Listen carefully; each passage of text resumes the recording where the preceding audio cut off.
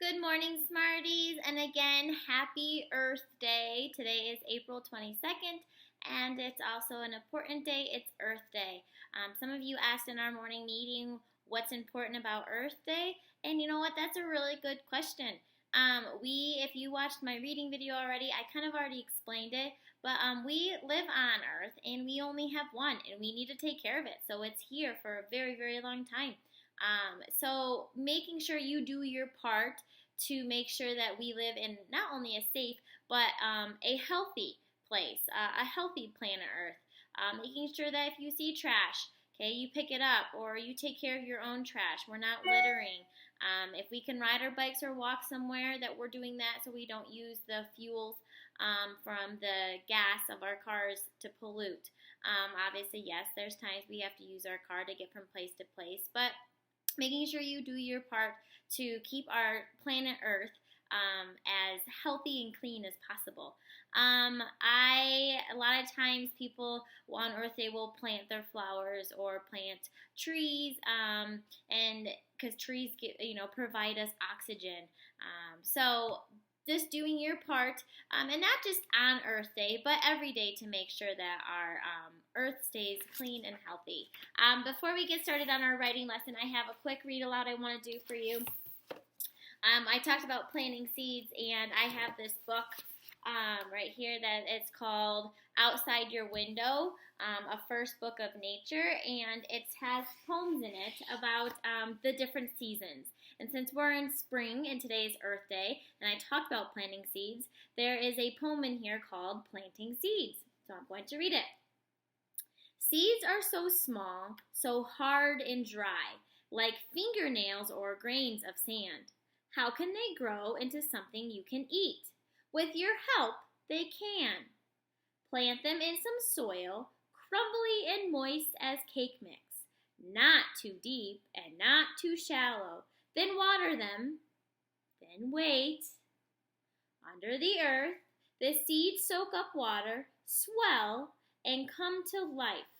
When you see the shoots of green, you know your seeds aren't seeds anymore, but baby carrots, squash, corn, and cabbage. Your tiny seeds have grown into things that soon you'll want to eat. Okay, and then also flowers as well, but here's the picture. Okay, and a lot of farmers at this time too are planting their seeds into their fields to get their crops growing. It's a good time to do that. So I just figured it was a nice read aloud to read to you to kind of like celebrate our Earth Day. So writing. Yesterday's lesson for writing was extremely important. So if you have not watched yesterday's lesson for writing, please make sure you do that first. Before you continue on. Otherwise, this isn't going to make much sense. So yesterday was kind of like the big introduction to our new writing topic, which is fictional writing. And we talked about the elements of fiction and kind of like the whole idea of fictional writing. So if you have not checked out that video, please make sure you check out that first before you do this one. Today we're going to slowly start to kind of put our story together piece by piece. Okay, so behind me, I'm going to kind of show you. Okay, this was yesterday. We talked about the elements of fiction, and we have our characters, our setting, our problem, and our solution. Today, we are just going to focus on our characters. That is it. Yesterday, I told you to kind of start thinking about the story you want to create. Remember, it's a fictional story, meaning make-believe. Okay, your characters can be animals that talk, can be mystical characters, can be magical, can have magic powers. But today we're just going to be talking about our characters. So these are the characters that you are going to have in your story that are your main characters. Yes, there may be other characters that come in to the story and leave, but your story is going to be centered around these characters. Whether that's 1, 2, 3, maybe 4. I wouldn't go past 4. That's getting to be a lot. But I have 3. So I'm going to show you what we're going to do. What I first want you to do is I want you to get a piece of paper and you're going to make a 4 square. So you're going to fold it in half, then you're going to match the edges and you're going to fold it in half again, and then when you open it up, you'll see that you have 4 squares. Okay, and I just took a marker and divided the squares up. I do not want you labeling all the squares. All I want you to label is just characters, like I did, and underline it in who. This is the only square we're focusing on today. That is it. Okay, so I don't want you to worry about any of the other squares or adding to that. We're going to do it together, but just the characters. Now, my story is going to be about my 3 dogs.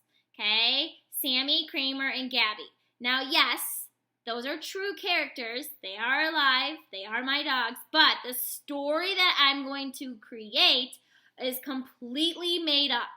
Okay, they're going to be talking with other animals. They're going to be doing things that dogs wouldn't normally do. But those are my characters. Okay, so I don't want you to get that confused. You can throw an animal that you have or a pet that you have or maybe someone you know into your story, your fictional story.